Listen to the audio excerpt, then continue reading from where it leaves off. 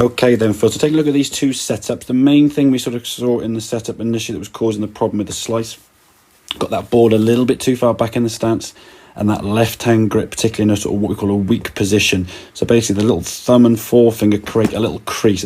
Hopefully we can see here now. It's a bit blurred, I know, but that needs to be going up more towards your right forearm with both hands, both left and right hand. And because of this, because of that grip that you had, that was creating an impact position with the club face aiming out to the right, and that would then give you the curve.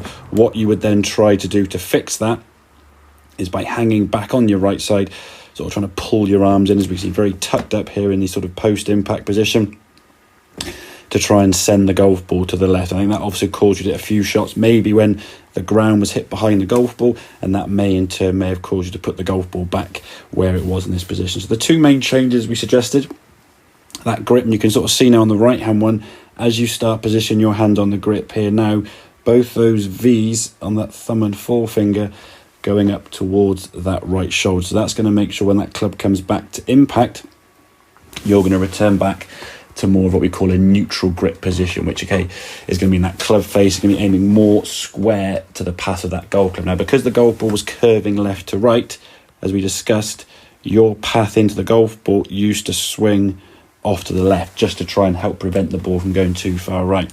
And as we saw with the first couple, with that squarer grip, the ball still would then start to the left, obviously would curve a lot less, and would actually just go straight left, as we saw on a few occasions. So we're still going to see that kind of post-impact kind of pulling the arms in here.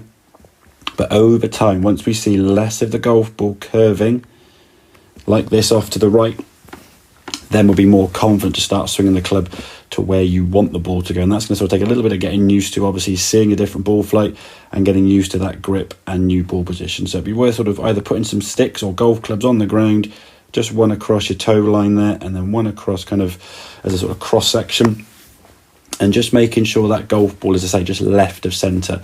In the golf swing, as we discussed before, we want to be moving our body this way towards target. So we want that golf ball to be just left of centre to allow us to move that way, to deliver the power and the speed of that club and energy into the back of the ball. So work on that grip position, get that club in the better position in the hands and that better ball position. And then, like I say, just make normal swings and just sort of hopefully see a golf ball going straight left initially, and then over time, with a bit of practice and hopefully a bit of sort of instinct and a natural reaction, we'll start getting that ball back towards target and get a bit straighter and obviously a bit further. So I hope that makes sense. Any questions, obviously give me a shout, and I'll see you next lesson.